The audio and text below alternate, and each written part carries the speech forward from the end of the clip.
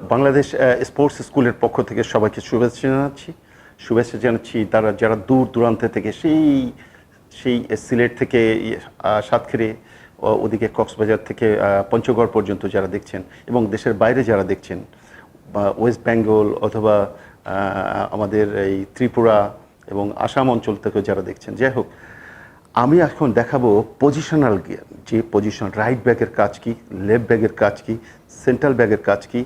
This is the way. First, একটা central back থেকে একটা লেফট ব্যাক যখন বল নেয় তার কাজ হলো বল নিয়ে ওঠা এবং মিডফিল্ডের সাথে তার একটা সংযোগ থাকবে। সংযোগ মিডফিল্ডকে বল দিল, সে রানিং করে চলে আসলো, সে আবার বল নিল।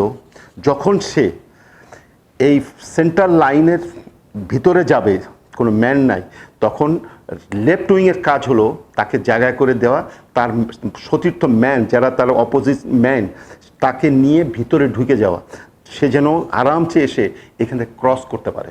This is the main thing. Same right ব্যাকেরও সেন্ট্রাল ব্যাক অথবা গোলকিপার বল দিলে মিডফিল্ডের সাথে সে একটা ওয়াল করলো, 1-2 পাস করে সে গেল। এখান থেকে যে সে বল যখন উইথ বলের সামনে আসলো, তখন যদি পারে সে স্ট্রেট পাস দিয়ে দিল, তা নাহলে এখান থেকে যদি ক্রস করে আর কনফিডেন্স যদি থাকে সে আরও একটু সামনে যেয়ে ক্রস করে দিল। কোথায়? এই ব্যাক অফ দ্য ডিফেন্সে অথবা বলের গতির উপরে রেইনবো ফুটবল অথবা ব্যানানা কিক, এই কাজগুলো যদি করতে পারে তাহলে এই জায়গাটায় স্ট্রাইকার উইংগুলো এসে এটাকে হিট করবে, হেড করবে অথবা যেভাবে হোক, আর মিডফিল্ডগুলো তার আশেপাশে থাকবে হেল্পিং হ্যান্ড। যদি এখানে কোনো লুজ হয় তাহলে মিডফিল্ডগুলো চলে আসবে। এখন আসলো সেন্ট্রাল ব্যাকের অনেকগুলো কাজ আছে। সেন্ট্রাল ব্যাক যখন ডিফেন্ডার গোলকিপারের কাছ থেকে বল নিল, সেন্ট্রাল ব্যাক বল হয়তো মিডফিল্ডে দিল, মিডফিল্ডে যদি না দিতে পারে সে বলটা নিয়ে কর্নার ফ্ল্যাগে দিয়ে দিল। আমাদের দেশের ফুটবল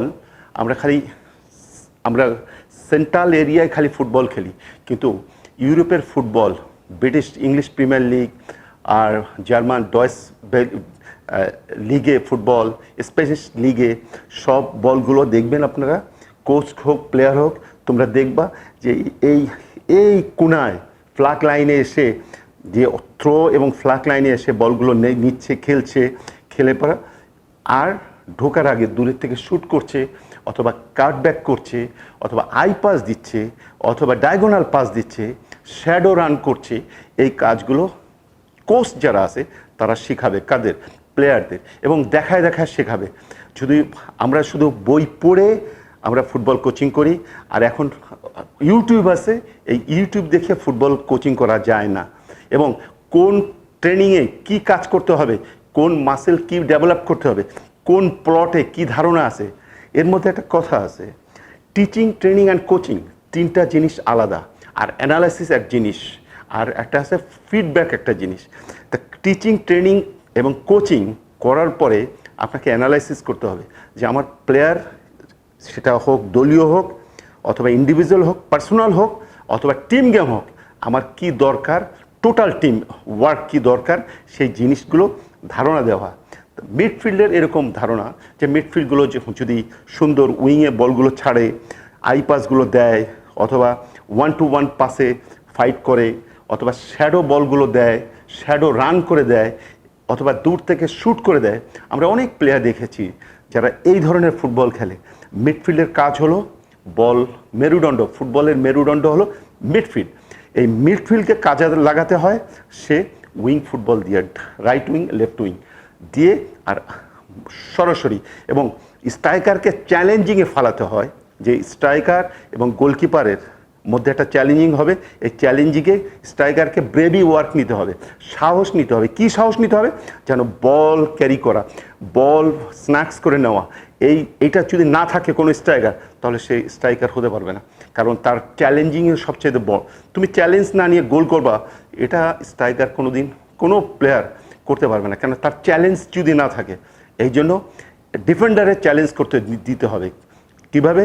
যখন সে বল পেল, একটা ডিফেন্ডারে কাটায়ে একটা স্ট্রাইকার জন্য শ্যুট করতে পারে অথবা বলটা নিয়ে যেতে পারে।